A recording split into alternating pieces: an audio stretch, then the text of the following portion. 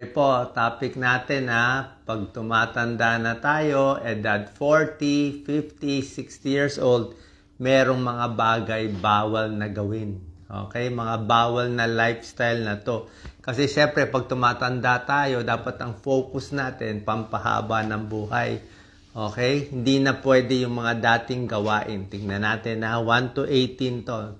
Number 1, dapat controlled na yung mga numbers natin. Anong numbers? Yung blood pressure natin. Hindi na pwede hayaang mataas yan. Pag 40 and above ka na. Yung blood sugar, yan dalawa pinakamahalaga.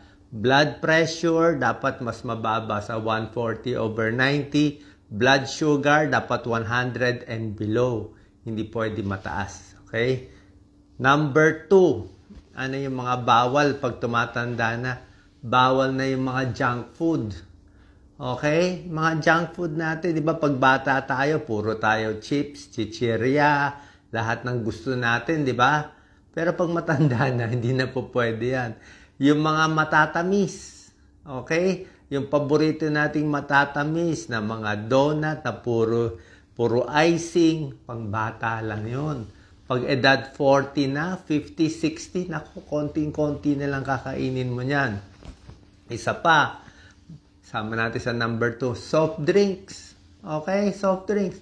Pag bata ka pa, wala ka pang 40, sige, mag-soft drinks ka. Pero meron nagkaka-diabetes, edad 30 pa lang. Pero kung 40, 50 years old, senior na, tingin ko hindi na pwede masyado mag-soft drinks. Iwas na. Okay? Alam naman natin, sobrang tamis yan. Number 3, pag tumatanda na, bawal na yung maraming kinakain. Diba? Pag bata tayo, talagang all you can eat, kain ng kain, only rice, 2 cups, 3 cups, pag bata yun. Pag tumatanda, tandaan nyo, dapat konti lang ang kinakain. Tingnan nyo yung mga taga-Japan. Kaya mahaba ang buhay ng mga Japanese. Konti lang sila kumain. Tingnan nyo yung mga bento box nila. Ang liliit, di ba? Ganun lang kaliliit dapat. Kahit yung dessert nila maliit.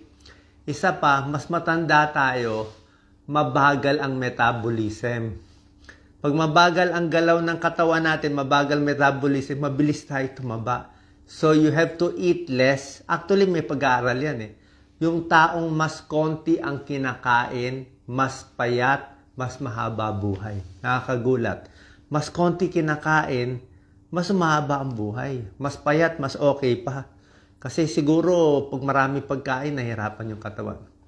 Number 4, dapat tama na kinakain natin.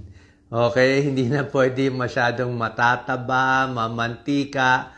Pag tumatanda na, dapat marami ng gulay, marami ng isda, di ba? Gulay, isda, prutas, yun ang kakainin natin. Number 5, na bawal sa nagkakaedad. Ito, magugulat kayo. Number 5, hindi na pwede masyadong pagpupuyat. O yung walang tulog buong gabi. Inuman buong gabi. Night out. Hindi na kaya pag tumatanda. Pag bata pa tayo, kahit hindi ka matulog 2 araw, di ba? Kaya. Kaya ng katawan. Pero ngayon, hindi na kaya ang sobrang puyat. Kung bata ka pa, kaya mo pa mag-duty. Parang kami mga doktor. Diba? 36 hours duty namin, kaya namin noon yon. Pero ngayon, papa-duty mo ng 36 hours, hindi na kaya ng katawan. Manginginig na ang katawan. So, sobrang puyat, hindi na bagay yan pag tumatanda. Number 6, sobrang stress. Okay? Sobrang galit. Sobrang init ng ulo. Init ng ulo. Pag bata ka, may kaaway ka, sigawan, suntukan, di ba? Pwede, di ba? Baliwala. Pero pag may edad na, delikado po. Ingat kayo sa sobrang galit, sobrang inis. Kahit kung rin, meron kang pinapagalitan, galit na galit ka, delikado. Baka ma-high blood, baka bigla ka ma-stroke.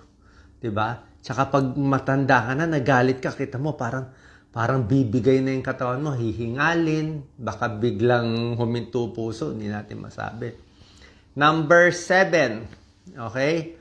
Pag bata ka, okay lahat, lakad, takbo, ikot. Pero pag above 40, 50 years old, yung balance napakahalaga. yung balanse. Okay? Kasi ngayon, hindi na pwede pabigla-bigla pag edad 50 pataas. Kasi na-off balance na tayo. Mapapansin nyo yan. Pag akyat ng hagdanan, pagbaba ng hagdanan, paglakad, medyo unsteady na. Dati, bababa ng hagdanan, walang hawak, di ba? Kayang-kaya natin, bababa tayo, may dala tayong bag. Pero ngayon, maganda hawak na kayo. Kung may kasama, wala namang masama humawak. Mamaya, mamali ka ng tapak, matumba ka. Okay? Number 8. Pag tumatanda na, dapat, ito yung pinaka-secret ko, dahan-dahan sa galaw. Ano ibig sabihin dahan-dahan sa galaw? Slowly. Actually, sabi yan ni Donald Trump, ni dating Presidente Donald Trump. Ang turo niya, ganyan. Sabi niya, dahil matanda na nga siya, di ba, nung president siya daw lagi dahan-dahan, akyat ng airplane, pababa, slowly, tingin, pag-ikot, slowly. Bakit? Pag tumatanda tayo, maraming delikadong movements. Yung balance mo nawawala. Yung hilo mo mas madalas. Tama, di ba? Pag tumatanda, more vertigo, more hilo. Tumingin ka lang dyan sa baba, tumingin ka ganyan, mahihilo ka na Biglang ikot, medyo mahihilo ka na. Pero pag bata ka, di ba, iikot-ikutin ka ng kalaro mo, kaya natin Pero pag tumatanda, slow movement. Isa pa, mabilis na mapilay kung matanda. Oras na maling tapak, matatapilok. Maling ikot, biglang sumakit na yung likod. Diba? Tulog lang konting mali, stiff neck na agad. Bakit? Maraming diferensya. Pag tumatanda, yung neck, nagkaka-problem. Shoulder, nagkaka-problem. Likod, may problema. Tuhod ng may edad. Diba? Kamay, tuhod, lahat yan humihina. Pati puso, pati baga. Kaya slow movement lang. Huwag mong papagurin yung katawan, yung biglang akyat ng hagdanan, 2 palapag, kita mo, hingal na hingal kayo. Diba? Parang hinahabol hininga. Dati hindi naman. Bakit? Mas mahina na ang baga at puso, mas matigas na yung puso pag tumatanda. Pati yung mga ugat tumitigas.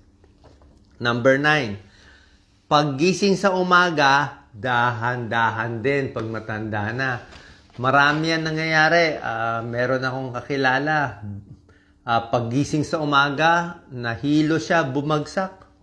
Na-fracture ata. Fracture kamay, fracture likod. Yan si Doc Lisa, minsan bagong gising, nagmamadali, biglang upo. Nag-vertigo siya. 3 araw, umikot yung buong bahay. Kasi nga, pag biglang ano na yung tenga nasa tenga yung balance natin nagkaroon ng vertigo. Tsaka delikado rin sa morning, yung biglang gising, biglang trabaho sa umaga, meron na i-stroke. Ang oras na pinakadelikado sa stroke umaga. Pinakamarami na i-stroke, alas 5, alas 6 ng umaga, alas 7, alas 8. Yan ng early hours, dyan pinakamataas ang blood pressure, dyan pinakamarami na i-stroke. Bakit? Usually kasi buong gabi, pagising sa umaga kasi ang dami mo na iniisip Ang dami mo nang gagawin, di ba? Bagong gising, tumataas yung cortisol, yung stress level natin. Pati blood pressure mataas. Kaya nga yung gamot sa high blood, maganda inumin sa gabi. Para sa morning, ma-protect ka. Karamihan ng stroke, majority, umaga. Kaya pag umaga, easy lang. Lalo na pag tumatanda, naka-high blood na tayo sa umaga. Number 10, ito bawal na yung mag-isa. Diba? Alam ko, pag bata tayo, diba kayo mga kabataan, kaya natin mag-isa. 1 buwan, tayo lang sa dorm natin, diba? Kaya natin yan Diba? Loner tayo, solo tayo, hindi natin kailangan kaibigan, kaya yan kung bata ka. Pero, pag tumatanda na, hindi na po pwede.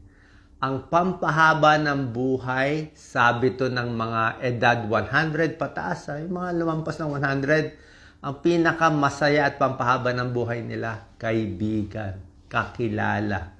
Kaya mga senior gusto mag-usap-usap. Yan ang kailangan. Dapat kasama, may kausap. Kasi pag walang social connection ang tao, kahit pakainin mo ng healthy, okay siya lahat, walang saysay yung buhay Dapat merong kausap lagi ang senior. Laging may kausap. Social connection, pampabata, pampatalino, para hindi maulyanin at pampasaya. Number 11, ito. Pag tumatanda na tayo, sabihin ko na, let go of jealousy and hate. Ito, mahirap to. Yung mga inggit natin sa katawan, di ba? Pag bata ka, inggit ako dito. Ba't siya influencer? Ba't siya celebrity? Ba't siya maganda? Inggit, galit ako. Pero pag matanda na, 50, 60, alam mo, wala nang reason mainggit eh. Oo, senior na eh. Ba't pa maiinggit, di ba? O ba't pa magagalit? Parang buong buhay mo. Hindi na rin maganda sa katawan mo to. Actually, yung inggit, hindi lang masama doon sa tao, masama sa iyo mismo. Kaya parang wala nang reason eh. Kasi tumatanda na. Dapat nga mas matanda, mas kalmado na. Number 12, pag tumatanda, mag-isip na tayo paano tutulong sa kapwa. Okay? Kung dati, ipon tayo ng ipon ng pera, pag tumatanda na, kailangan tumulong kahit maliit na bagay. Hindi naman kailangan mayaman kayo. Help in your own little way. Hindi na pwede yung makasarili. Tsaka dapat, pag edad 50, 60, kahit papano, nakaipon na dapat konti, dapat enough na tumulong sa iba. Kasi yun lang ang meaning ng buhay. Kundi, puro ka na lang pansarili. Wala kang magiging kaibigan. Number 13, pag tumatanda, kailangan naka-rubber shoes ka na. Oo, tingnan mo at sa ospital, kita mo sa ospital, yung mga doktor na medyo matatanda na, lahat rubber shoes. Sa ibang bansa, yung madalas maglakad, di ba? Marami sa kanila rubber shoes. Tayo sa atin, tsinelas. Hindi pwede tsinelas eh. Kailangan rubber shoes, hindi dahil magastos tayo, para protektahan ang tuhod, ang paa, ang likod. Magandang rubber shoes, kailangan gastusan yan. Kasi para ang tigas-tigas na mga nilalakaran natin sa Pilipinas, ang tigas-tigas. Pag wala kang magandang rubber shoes, mapupudpud ang tuhod mo. Sasakit ng likod. So at least, parang may shock absorber. Parang kotse, di ba? Maganda yung kotse na maganda yung shocks, di ba? Hindi ka nanginginig sa loob, di ba? Kahit na lubak, baliwala. Ang ganda kasi ng shocks, ng shock absorber ng kotse mo. Ganun din. Pag maganda ang rubber shoes, kahit matigas o ano, mas hindi ka matatapilok, hindi ka masusugat, safe ka lagi. Tsaka yung rubber shoes, maganda yung may arch siya, yung may arch, yung paa na medyo nakataas dito para protected yung arch. So rubber shoes, at hindi lang rubber shoes, ilakad mo. Diba? Kailangan hindi pwede rubber shoes, nakaupo ka lang sa bahay. Subukan nyo, 3,000 steps a day. Okay lang sa akin, 3,000 steps pag senior na. Bata-bata, sige, 5,000 steps kung malakas, minsan mahina. O, yung 10,000 steps na tinuturo nila, kung kaya lang. Pero kung di kaya, 5,000 pwede na. Pag senior, 3,000, 2,000, pwede na yun, kaysa wala. May tulong na yun. May pag-aaral sa senior, 4,500 steps lang. Kasi pag pinilit mo yung 10,000, mapipilayan ka. May injure ka lang. O, maniwala kayo. Tama ba ako? Hindi. Kayo mag-comment.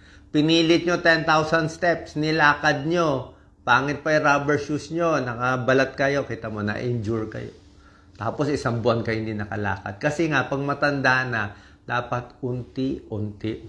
Mahirap sundin yung mga tinuturo sa, minsan basta mag 10,000 steps ka, maglakad ka isang oras, minsan hindi possible eh, hindi kaya eh. Konti. Yan ang turo ng Japanese style. Slowly, dahan-dahan. Number 14, bukod sa paglalakad, kailangan meron tayong konting light weights. Pwede may grocery, yung mga light lang, siguro 2 pounds, 3 pounds. Huwag yung sobrang bigat. Pabili kayo ng dumbbell, 2 pounds, 3 pounds, siguro hanggang 5 pounds, mga 20 times, ganyan.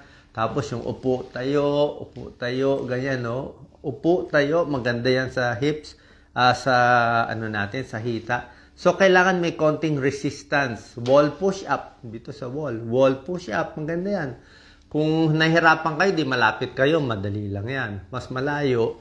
Yung tunay na push-up, kung kaya nyo. Pero, hindi ko pinapayo. Konting exercise, pwede na yan.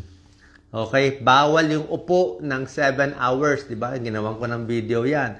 Ang nakaupo ng more than 7 hours a day, maikli ang buhay. Kaya dapat within, lakad-lakad. Para ngayon, after this video, lalakad ako. Number 15, pag tumatanda, gamitin ang utak. Okay? Use your brain na. Hindi na pwede yung matutulog na lang ako. Pilitin mo mag-compute. O, i-compute mo lahat ng utang mo. De, lahat ng, kahit ano, i-compute mo. O kaya rin, mahilig ka sa basketball o sa football, mag-compute ka na mag-compute, pagganahin na pagganahin. Gumawa ka kunwari ng project, makipagdebate.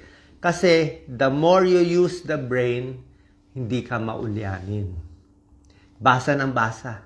Kasi pag hindi mo ginamit yung utak mo, walang kausap si nanay, si tatay, si lolo, si lola, mauulyanin. Kaya nga, tulad na sinabi ko nga, social connection, kaibigan, di na pwede mag-isa, gamitin yung utak. Kahit mag-retire ka sa trabaho, gumawa ka ng ibang project. Number 16, dapat, pag tumatanda na, safety tips at home. Sobra important to. Kala nyo, ano ba yung safety tips? Naku, naliligo kayo sa banyo nyo. Ngayon kayo, punta kayo sa banyo nyo. Ilang beses kayo muntik madulas sa banyo? Sabihin mo, mag-comment kayo. O, tunay ba sinasabi ko? Ilang beses kayo muntik-muntik madulas? Muntik pagdulas, baka tumama yung ulo sa semento, that's it. Diba? Dudugo na yung ulo niya. Kasi yung mga CR natin talaga, ang dulas. Ako, ang ginagawa ko, meron kaming rubber mat. Oo. Pero minsan yung rubber mat, nadudumihan din eh. Inaamag yung rubber mat, di ba? Hirap din. Kaya meron ako mga handle. Yung handle sa sidebar. Pakabit kayo ng handle. Tapos, dapat meron talaga eh. Medyo steady. Tsaka, isa pa pala. Lagi ako may silya sa banyo. Lagi ako may silya. Plastic na silya. Bakit? Mahirap magkuskus ng paa eh. Kaya nyo magkuskus ng paa. Nakatayo. Kukuskus. Mahirap. Baka pag senior, baka mahilo kayo eh. Subukan nyo, silya na lang. Minsan pa naliligo kayo, nabasa yung mata nyo ng sabon. Kaya nyo ba tumayo? Mahirap yun ha. Pag matanda ka na basa yung mata mo, ma-off balance ka. Kung kayo edad 30, hindi ka ma-off balance. Pero pag 40, 50, 60 kayo magsalita, ma-off balance ka na. Kaya, safety tips sa floor, sa ligo, sa gabi. Hindi na pwede yung walang ilaw. Dapat meron ka ng night light. Meron kang maliit kahit yung banyo may ilaw. Para paggising mo, pupunta ka sa banyo, tatayo ka, di ba? Pag walang ilaw, baka madapa ka. Ilang beses kayo muntik-muntikan madapa sa madaling araw? Mag-comment kayo. Muntik-muntikan lang yan. Pag natsambahan tayo, yun na yun. Diba? Lagi ko nakikita ang pinaka-cause ng accident at pagkamatay ng senior, hulog. Hulog sa CR, tumama yung ulo, hemorrhage. Hulog sa kama. Pagtayo, natumba. Diba? Laging ganyan. Natumba, na hip fracture. O, pag hip fracture, tuloy-tuloy na yon. Hip fracture, di na makalakad, tataba na. Hihiga na lang, hihina ang muscle. Tapos pagkain, mag-aspiration pneumonia, tuloy-tuloy na yon. So, ayaw natin yung unang injury. Kumbaga sa baso, maganda wala pa siyang basag. Kasi oras yung baso na basag na konti, anong nalamat konti? Nahulog eh, na-hip fracture na eh. Natumba na eh, hindi na makatayo eh. Oras na nabasag na siya, mabilis na siya mabasag ulit. So, ganun din sa tao. Oras na na-stroke na, baka magtuloy-tuloy. Oras na napilay na o hindi na makalakad, lagi na naka-wheelchair, tuloy-tuloy na yon. Baka mamaya mag-varicose na o di ba humina na likod. Kaya dapat pipilit natin maging gumagalaw at independent. Di ba? Ilaw sa gabi, ganyan. Yung lalagyan ng mga handles, safety tips. Pati rin sa magnanakaw, dapat maingat tayo. Ingat din sa aso, pusa, ha? Aso, pusa, minsan may rabies yan. So, mamaya makagat kayo, ingat din. Number 17, to. Pag matanda ka na, be careful na sa weather conditions. Anong weather conditions? Ulan, araw, sobrang init, baka ma-heat stroke. Sobrang ulan, dati naulanan, okay lang. Pag matanda, naulanan ako, baka mapulmonya tayo. Yung lamig, nakakahina ng immune system. Sobrang cold, sobrang hangin, okay? Sobrang init, lahat yan hindi na maganda. So, pag matanda, kita mo mas kailangan mo na mag-jacket. Malalamigin ka na. Di ba? Nilalamig ka na eh. Isa pa, nakalimutan ko sabihin kanina. Mas matanda, mahirap na makakita sa gabi. Parang may night blindness na tayo. Mas madilim, mas di mo na makita. Mas mabilis ka na masilaw. Okay? Kasama yun eh. Kasama yun sa pag-iedad. Kaya, pag humihina na yung balance, yung mata natin, yung tenga, a-adjust na. Dapat, safety tips na tayo. May handle na, maingat na, may ilaw na sa gabi. At yun. Tapos yung tsinelas ko, dapat nakasure na doon sa isang lugar. Mamaya, matapakan mo yung tsinelas mo, matumba pa. So, yan, number 17. And number 18, lastly, pampahaba ng buhay, dapat isipin mo na ano yung legacy mo. Diba? Lahat naman ng buhay may halaga.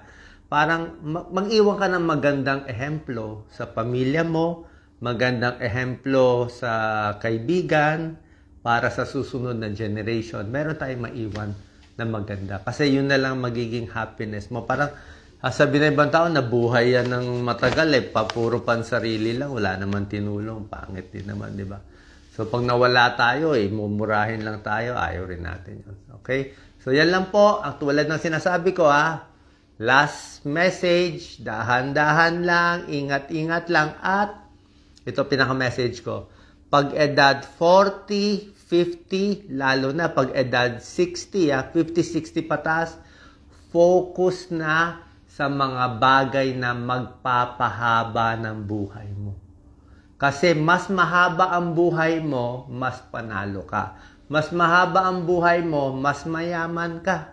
Okay? Kahit maliit lang pera mo, kung na-invest mo in 20 years, diba? Mas mahaba buhay mo, mas mayaman ka pa rin. So, mas mahaba ang buhay, mas may magagawa tayo. At syempre, laging magdarasal. Yan naman pinakamahalaga sa lahat. Salamat po. God bless po. Share po natin sa ating kababayan. God bless.